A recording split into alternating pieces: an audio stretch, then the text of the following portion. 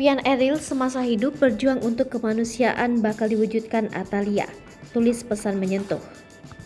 Keluarga Gubernur Jawa Barat Ridwan Kamil kini masih diselimuti rasa kesedihan. Eril dinyatakan meninggal dunia setelah terseret air sungai Are Bernsuis sejak Kamis 26 Mei 2022 lalu. Hingga kini, proses pencarian Eril di Sungai Are masih tetap harus dilanjutkan. Belum lama ini melalui akun Instagram pribadinya, Atalia Praratia mengunggah video putra sulungnya yang dikenal sosok peduli dengan sesama. Bertepatan di hari ulang tahun Jawa Barat Bergerak Zilenial atau JBZ kedua tahun yang digerakkan oleh Eril. Melalui video tersebut, Eril yang memperkenalkan diri, ia lantas mengungkapkan alasannya bergabung dalam Zilenial tersebut. Lantaran ingin berdampak dan bermanfaat bagi masyarakat agar dapat membantu keseharian masyarakat Jawa Barat. Dalam video tersebut terlihat Eril yang bersama pemuda lainnya membagikan sembako kepada masyarakat yang membutuhkan.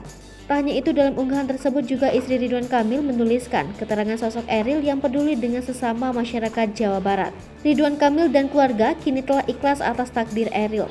Diketahui Eril mengalami musibah di Bernsuis pada Kamis 26 Mei 2022 waktu setempat. Eril hilang terseret arus Sungai Are saat berenang bersama keluarganya. Saat ini masih dalam pencarian tim SAR. Adapun sebagai informasi, Ridwan Kamil tengah melakukan kunjungan kerja luar negeri ke Inggris, Italia, dan Vatikan.